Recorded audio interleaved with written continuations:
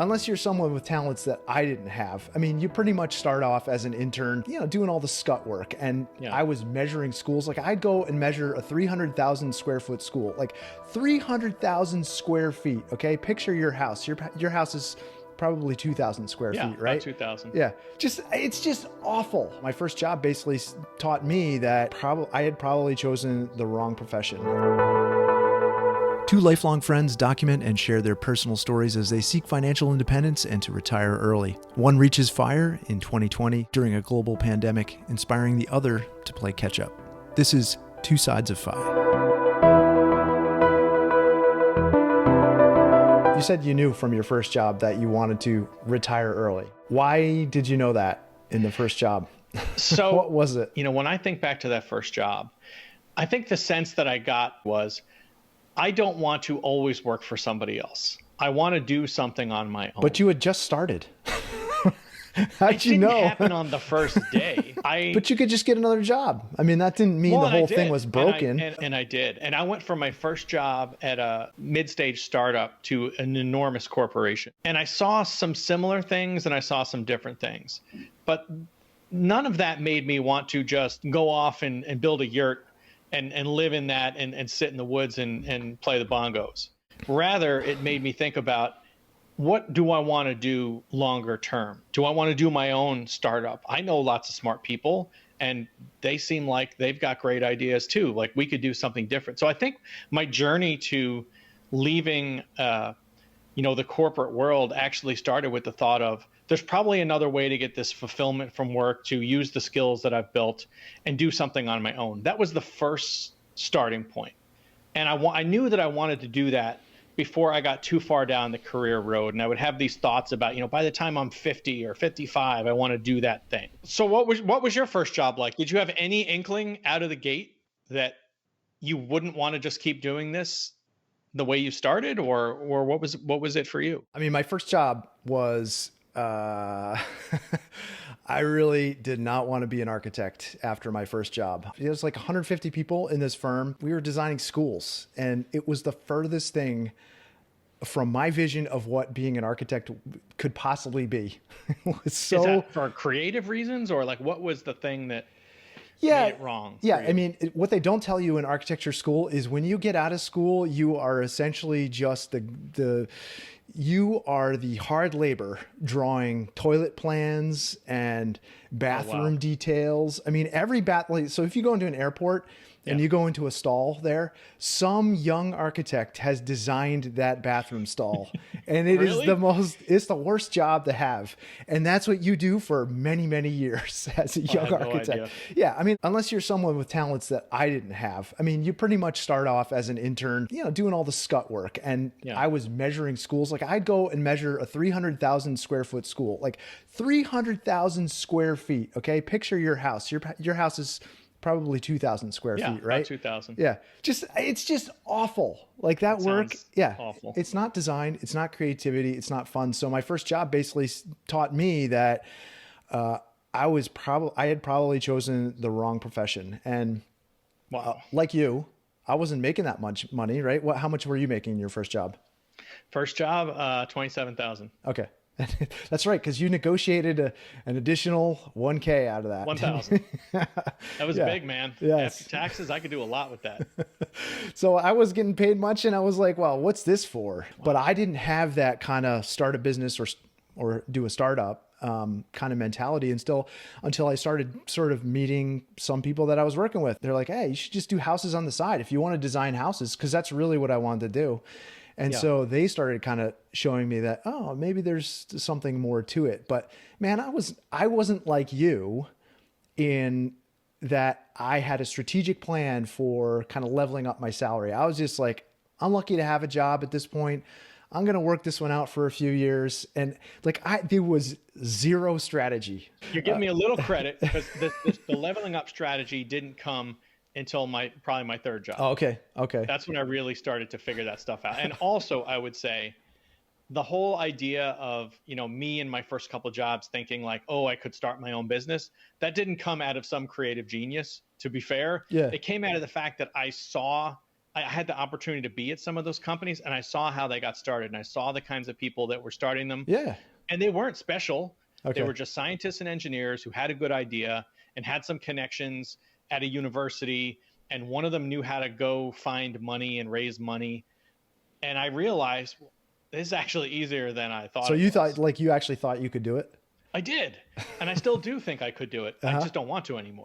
Right. I definitely don't want to start up a biotech company. Let me just go on record with that. Yeah, man. But at that stage in my career, I did think that that might be something I wanted to do. And I saw that it was possible. Yeah. So was that your sort of transition to your second job then?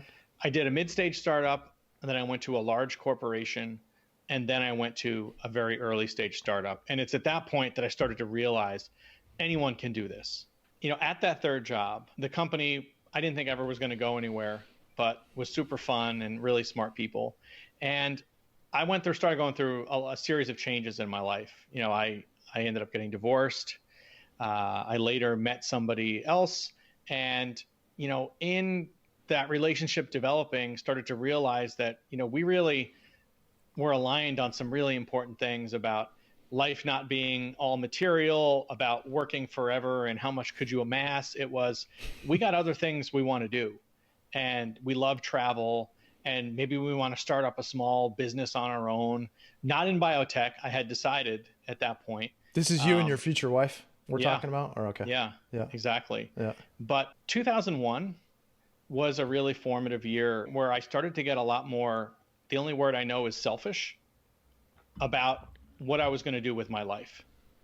And it was really impactful, and I don't even know why. And I've thought about this a lot, but started to really think about, well, how do I get to that place I want to get to?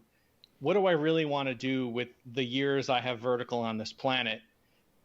This career thing is going pretty well. I was starting to move up into management positions at this company, was in a new relationship, and wanted to just figure out how to get where I wanted to get. And so we set a goal, kind of like by 55, can we be done with this working for other people thing? Can we save up enough, whatever that means? We're willing to live modestly, and Lori was great about that, right? We don't need stuff. Like, how do we get to the point where we can be comfortable, do the travel we want to do, maybe start up a small business, whatever it is that's going to make us happy? We need to start making those changes. And so that started a cascade of things, but that year was a pivot point in everything that came after. It went from like kind of vague concepts about, well, maybe I don't want to stay in the corporate world working for other people forever. I want to start up my own biotech maybe, to I want to live the life I want to live. I want to be able to self-direct. I want to be able to travel with the frequency we want to, under the timeline that we want. And I bet we can figure out how to get there. I mean, it's interesting to hear you peg it to a specific date or a turning, this sort of turning point. Yeah. Because initially it sounded like you started that first job and then you were like, yep, I'm not doing this forever. No, it wasn't quite that bad. I think. Okay. For whatever reason, like point in my life, like that series of events drove it home to me that we've got the time we have, and we should spend it doing what it is that's going to make us happy and feel fulfilled and, self-actualized. I mean, this may be me speaking out of turn, but I think it's one of the key reasons why you and Lori have got along so well and have stayed together. And she's such a great, spouse for you and support person for you, because she's just able to step back and just kind of let you be like who you are and let you follow what you want to do. And I think that's, anybody wants that in a partner, someone who just says, yeah, you want to go pursue this. You want to check that out. You want to do this, that's perfect. I mean, you just maybe needed someone to give you permission to do that. One of the most important things Lori did, and I said this to her today, was kind of gave a voice to the ideas I had bouncing around my head, that they were, to your point, that they were valid, that they were achievable, and that you could live a happy and fulfilling life by taking those decisions, whether they were the ones that everybody would have you take or that you maybe thought you were going to take or not. And she, as a voice of reason, has been a really important part of how this journey has gone. And for sure, she had to sacrifice a lot in terms of time and other things due to me not being around or not being sort of emotionally available as I needed to be at times because of the pressures of work and the time spent away. And so, yeah, she's got all the credit for helping us get here too, whether she was the one climbing the corporate ladder or not. So yeah, your point's totally valid. But it's hard to imagine that you were thinking like this while we were living a couple miles apart as adults, conversing. Yeah. And you never, I mean, not that we talked about, I don't think we ever talked about money really. It was never really No. part of our interaction, but you were mapping this out, man. And I was asleep at the wheel. I was always very hesitant to talk with anybody about money. And maybe that harkens back to our conversations about childhood and thinking about money. Yeah. Maybe it's just insecurity. Maybe it's about, You know why I didn't do it? Because I didn't make any. Who the hell wants to talk about their measly pay? but you know, the point is valid. I didn't share a lot about my aspirations. I mean, maybe I would have mentioned to you after a number of beers that I probably wasn't going to do this forever, and maybe I wanted to retire at 55. I might have shared that. I have no idea. Yeah, it doesn't stand out as a That's thing. okay. But it Maybe wouldn't I have didn't. surprised me if you did. But I mean, I always saw I you had a as lot of insecurity about that stuff. Like, how Really? would people react? Would they judge me? Is it okay. feel lazy? Like, I don't want to work, to the comment you made, which is, joking, I assume. Right. But after our daughter was born is really when Lori and I can identify as the time where our thinking about our path changed. We, yes, we were good savers, as we've talked about, but it started to get a lot more deliberate and really started to realize during my next job that I could probably ascend even faster. I mean, it sounds like you were just growing. You were willing to take different chances and different opportunities as they came. I was. Laura and I made very different choices. Yeah. Tell me about that. We had kids while we were here in Maine. When you moved here, we had one son and then we had another 2 years apart. So we made pretty conscious choice that we were going to stay here, and Laura was going to try and pursue an academic, sort of her own research lab here. And, I was happily designing homes at this firm that, I stayed at that firm for 12 years, almost 13 years. So super happy and engaged. And I think, maybe this is some of the same feelings that you were feeling when you have young kids. It's like enough to deal with. Yeah. Just keeping your kids alive and keeping them in diapers, and, you got daycare to deal with it at a certain point if both spouses are working, and that feels like a job in itself. And so the career, in many ways, I just saw that as a means for supporting the family and making a vacation happen every once in a while. It never felt like it was going to be, as you put it, kind of life-changing money. It never felt that way. And I was always one, and my architecture friends would always joke with me about this, like, hey man, you're lucky to have married like a geneticist. That's perfect move for you financially, because she's going to be the one who's who's bringing it home. Which, looking at your example of kind of moving up, there was a part of me that was kind of like, hey Laura, like, ever consider this? Ever thought about that? And she's like, it's so insulting for me to have said that, looking back on that, because it wasn't what she wanted. It just, it wasn't. In a lot of ways. I talked to her about it a couple of times. No interest. Yeah. I respect that, right? She really knew what she wanted to do and did it. Well, I guess. I mean, but her starting a lab in many ways is like starting your own startup or your own business, because you don't really know where funding's coming from and what your next project is. And of course, over time it coalesces into something interesting and something you couldn't have predicted probably. But I'm sure. I mean, those years I was looking at pretty fondly too, but once your kids start becoming more independent and then you start to maybe refocus on your job a little bit, and if you've been there for any period of time, there's things that you're not going to be happy with. How did you transition from working at a firm to your own business and what all of the things that that's led to? Starting my own business was kind of this idea that I talk about it with friends or family just in the abstract. Inside, I never really seriously thought that I was actually going to execute on that. In 2008, downturn in the economy, the market fell apart.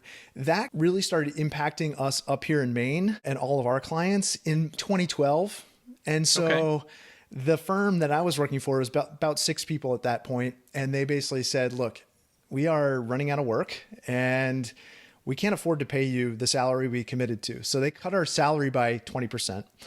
And they basically said, look, you can come into the office 5 days a week and help us drum up new work, or you can take 20% of the time, which is effectively 1 day a week, and, seek work out on your own to kind of supplement that income that we've taken away from you. So they basically gave you a permission slip to go find new work. A job always felt stable and like a sure thing to me until that moment when I realized, they're the ones really holding the purse strings. I mean, that's right. I worked for them for 12 years basically and had modest increases in my pay, but nothing phenomenal. It wasn't at all like what you were doing. I mean, you were basically intentionally leveling up. Like you would leave a place because you wanted to earn more, right? Because you had this goal in mind. I didn't have that in my head.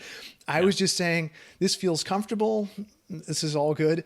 But when they cut the salary, I thought, all right, this is my chance to really kind of take this business idea and make it real. And so I started laying the foundation for the business that I have today. You have to really get uncomfortable with something in order to make a change. So definitely, I was at this point where I was feeling a little underappreciated, not only financially, but also just the hours I was working, and all the credit was going to the people whose names were on the door rather than me, even though I was doing all the work. And so when the pain level at the job, which has felt comfortable for a really long time, gets to a certain point and it's above the pain level of, starting the business. Cause that was always the thing. I was like, well, geez, if I go and start this business, and it fails, how am I ever going to recover from that? Like financially, emotionally, but you start to realize at a certain point, okay, pain level's so high here, I might as well try the business. I mean, that feels like any failure that could happen there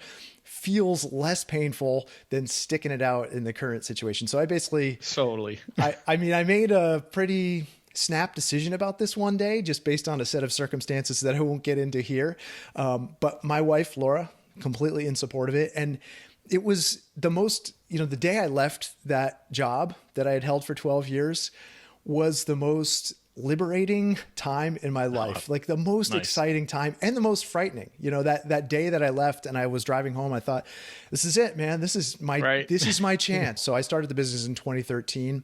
So this will be year number 8 for me. It's just been this constant reinvention of who I am and how I can earn money. And rather than just defining myself as one singular person, like I'm an architect, I really took this idea of entrepreneurship and kind of expanded the definition of who I was, and right. And this is my big question for you.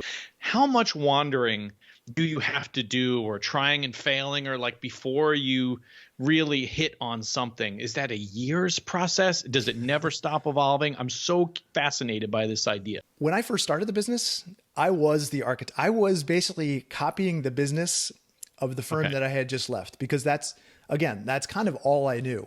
And I said, these guys served clients. There are more of these clients in this area here. I can do the same exact thing.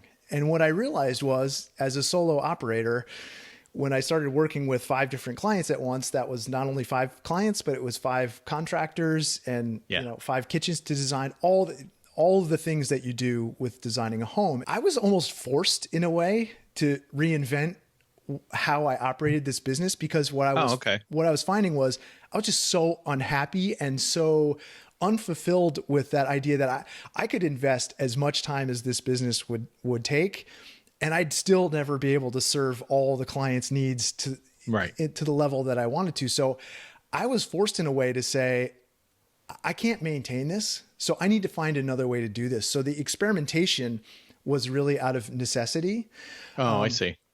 And I wanted to find a way that I wasn't just trading every single hour that I had for another dollar. And I think that's, reading the 4 Hour Work Week. I know you've read the Yep. 4 Hour Work Week. Definitely. It's one of those transformative books for me that really talks about that idea of divorcing, the hours that you're working for the dollars that you're earning. And when I really bought into that idea and tried to figure out how I could make that work for the business, that's the point at which each one of these little experiments felt like I wasn't having to invest my entire life into one thing, like being an architect, like serving clients, but I could just kind of take this scattershot approach and say, well, I'm going to try making videos over here. I was writing over here. I was doing plan sets and trying to make products over here. I was making physical products. Like I was selling furniture at one point and just trying all these different things. Yeah. And that kind of experimentation has just been baked into the DNA of the business. Like that's the thing I feel is most characteristic of this business. Not the fact that I'm an architect and I serve clients, or I'm a content creator and I make videos for YouTube. It's just this workshop is just kind of a house for experimentation. And so to answer your question, it's like, it's not a year, it's not 2 years. Yeah. It's just, it is. It's just what I do. That's fair. Part of what I think starting the business for me has done is just be comfortable with the idea that I can't see beyond where the headlights in front of the car are. Yeah. And instead of being terrifying like it was 8 years ago, now it's really exciting because I don't know what lies ahead. I'm definitely more comfortable with that idea of not knowing and being able to run experiments which lead me away from the traditional singular notion of who I am in the world. And I think that it's interesting to see you having transitioned from financial independence to retiring early and really grappling with this idea of identity and who you are. And because it feels so familiar to me that okay, makes me feel this much better. That break point in 2013 for me was, man, I'm an architect and I got to do a house, every year at least. And I don't do a house every year because I'm just one guy, and I chose to just work with one client at a time. And I made this business work for me creatively and for my family and financially. Like it's just that perfect combination of those interests. And that wouldn't have happened if I didn't just experiment with all these different things early on and be comfortable with trying some stuff and failing at it. Starting a business, it's a lot different than the path that you took. But I feel like it's the only way for someone in my field to really take that leap in terms of increasing your income. Starting a business was this wealth creation tool for me that I hadn't fully anticipated until I was able to really kind of refine the business model. And it took, to your point, that didn't happen overnight. It took many years to get there. But I think if you look at the evolution from day one of the business to what it is today, I'd always strive to have 80% of my income come from passive earning products, just assets that I had out there, things like videos, plan sets, courses, information products, templates, books, all that stuff. Like that's kind of this bolus of content that is just the flywheel that puts cash in the business. One of the interesting parts about, these dialogues is just that you're coming to a certain set of realizations, maybe that I've had in the past, and I'm coming to a different set of realizations that you've had in the past. And it's that intersection that makes these discussions and revelations, I think, interesting and kind of compelling, For me too. It does make me wish, just kind of referencing something you said a little while ago, that I had asked about, or, some of these things sooner, or had conversations about that stuff. Cause I wonder what I would have done with it. Maybe nothing, because I wouldn't take the time to do anything with it. Maybe it would just be like, oh, that's cool. In a lot of ways, I think my risk tolerance for employment was a lot lower than yours, until I got to that breaking point with that one firm. And I was just like, all right, I've had enough. That's kind of where I was pushed to. Whereas you, I think you viewed your leveling up and career and thinking about finances, that whole sort of milieu of things that you were kind of processing in here. You you really thought about it more carefully than I did. And you were willing to take some risks that I definitely was not willing. I mean, you moved your family across country. I was really pretty envious of that. I thought, man, I wish I could make that decision. And as I look forward to what the next steps for us are, we're going to move from Maine at some point. I'm really looking forward to that. I feel like now, like the financial independence for me in that way is going to be the freedom to say, gosh, I really do want to explore a new place. Yes. You know? Yeah, totally. Yeah. I mean, I guess I just sitting here reacting to what you just said. I think there's two things that made it easy for me to do those things and everything else that made it hard. The two things that made it easy are, number one, we were on a path. We knew what we wanted to get to, and we weren't going to let anything stop us from getting there because we didn't want to do this forever. We didn't want to work these kinds of hours and be apart as a family for longer than we had to. And at a certain point, that was a number, right? Yes, it was. Okay. It was. Yeah. And number two, I have always felt from my first job, and I don't know why, I've always felt that if you work hard, if you gain a reputation for doing good work and having skills, everything's going to work out. You can jump between jobs. If it doesn't turn out to be the great fit you thought it was, there's going to be something else you can do. Yes, there are limits to that, right? You can't switch jobs every 3 months, but you can do a year or two anywhere and, then credibly go do something else. I have always felt that way. Lori was very supportive in that because, again, back to point number one, it was going to get us where we needed to get. So yes, I definitely was not fearful of making changes because I knew it would work out. Right. I had a plan. I knew the end. We knew the end point. We had no idea what this crazy map was going to look like to get there, but we had to make sacrifices, right? Yeah. We knowingly moved away from family, away from friends, felt unsettled at times because we were moving around even within state. And those are sacrifices that we had decided were reasonable. Yeah. They weren't simple decisions. Some people were rightfully unhappy with us moving away with their grandchild, right? And I felt bad about that. Lori did too. I was disappointed, but I was also, I think if you're good friends with somebody, the excitement probably outweighs that. I mean, if you're disappointed, it's really a selfish emotion more than anything else. But yeah, I was always excited for you guys to see what you were up to and what was next. In a lot of ways, my path to financial independence follows yours because you've kind of pioneered some of these things for me and have made it safe and comfortable for me to also explore it. And I'm going to do it differently than you. I don't have the same probably financial means as you, and I have different avenues I'd like to explore, but it's all interesting and exciting in a way that, like when you were leaving your job and I was kind of like living vicariously through that countdown, like I know you were crossing days off the calendar. I was at a certain point, and I wasn't doing it to that extent, but there was kind of a mental checklist like, oh man, Jay's only got like 2 more weeks left of work. I wonder what that's going to feel like for me. You talked about this a little bit, but that sort of end point, when you got to the end of it, you said your kind of anxiety level, your excitement level was here and your anxiety level, you were kind of trading places with those two. And I wonder what that's going to be like for me, because in a lot of ways I am just financially independent right now. I have this big kind of passive income that's coming in. I don't really have to do a lot to make that work on, hopefully. I like being able to self-direct. I like a lot of what I'm doing right now. So in many ways, you're already partly or mostly there. I think. Yeah. That's funny. The thing that's different for you. And I think in some respects, you've experienced some of that anxiety already. Yeah, maybe. You left working for other people. You started your own business. You realized after a lot of experimentation and time spent, right? Working, spending time in the workshop away from your family to produce those passive streams of income.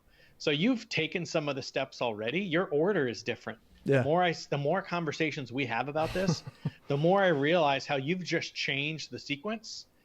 But in many respects, I think your transition is going to be maybe easier isn't the right word. No, but I would say, I think easier might be it. I think so. Yeah. Because it's less of a cliff. It's not a step function. It's not a square wave. But it's also, and I know that's great. I Yeah. think that's cool. No, it's cool. But it's also that idea of like you build something big, something bigger than yourself. You know, it's like you walking away from the workplace. You had a team of people, you had all this work and active, engaged work.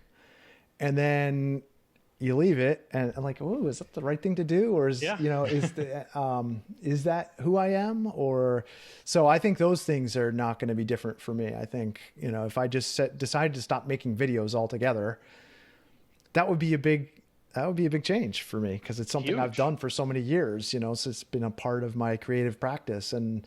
But at the same time, it's like, you know, you and I starting this channel, it's totally liberating because I'm like, well, who cares what we do? We can figure it out as we go. This is totally fine. And meanwhile, you're like, wow, people are falling off here. Like, what's the analytics? I'm like, who cares, man? We got tons of videos to try and figure this out. Anyhow, I don't know where I'm going with this other than to say, it's all good. Like, it's all the thing about financial independence I'm not there yet, but that I'm starting to taste it. It's just that, you know, the freedom to self-direct without any bounds on someone owning that time. I freaking love that idea, man. I just love that so much.